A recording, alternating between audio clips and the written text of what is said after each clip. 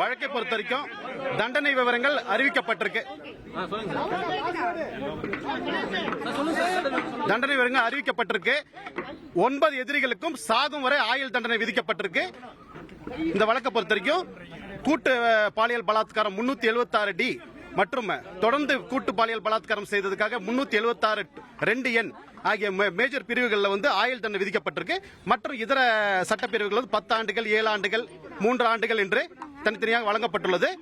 அதிகபட்ச தண்டனையாக 9 எதிரிகளுக்கும் சாகும் வரை ஆயுள் தண்டனை விதிக்கப்பட்டிருக்கு நீதிமன்றத்தால்.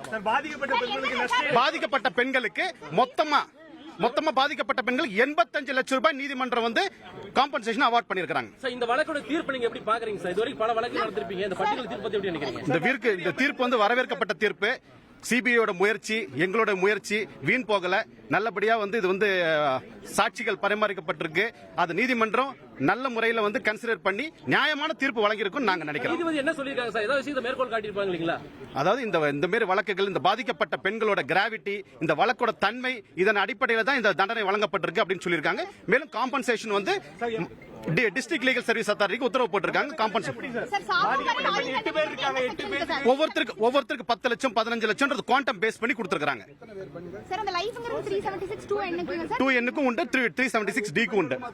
ஆமா சார், இந்த வழக்கை பொறுத்த வரைக்கும் சார், இப்ப ஃபைனல் ஆர்குமெண்ட்ல நீங்க பேசிருப்பீங்க, என்ன நடந்தது, ஃபைனல் செக்மெண்ட்ல என்ன நடந்துச்சுன்னு சொல்லுங்க சார். ஃபைனல் ஆர்குமெண்ட்ல பொறுத்தவரைக்கும் நம்ம சாட்சி விசாரணைகள், நம்ம தாக்கல் செய்த ஆவணங்கள், சான்று பொருட்கள், இது எல்லாத்தையும் அடிப்படையில் நம்ம வாதங்களை வச்சோம்.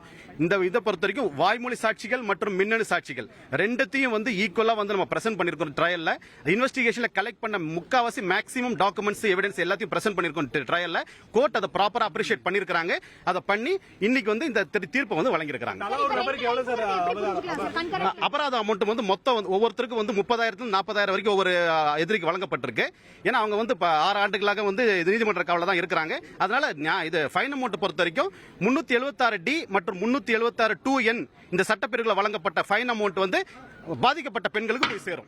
மேக்ஸிமம் ப்ராசிக்யூஷன்ல மேக்ஸிமம் பனிஷ்மென்ட் கேட்டிருந்தீங்க. அந்த மேக்ஸிமம் பனிஷ்மென்ட் கொடுத்திருக்காங்க. இப்ப நீதிபதி சொல்லும்போது ஏதாவது விஷயத்தை மேற்கொள்ள முக்கியமான வழக்குங்கறனால ஏதாவது குறிப்பிட்ட விஷயங்களுக்கு ஒரு பனிஷ்மென்ட் இல்ல, அதுதான் நான் சொன்னேன். அதாவது இந்த வழக்கோட தன்மைகள், இந்த பாதிக்கப்பட்ட பெண்களோட அந்த சாட்சியங்கள், இது எல்லாம் இந்த கிராவிட்டி, இது எல்லாத்தையும் கன்சிடர் பண்ணி தான் கோர்ட் தீர்மானிச்சிருக்கதா சொல்லியிருக்காங்க.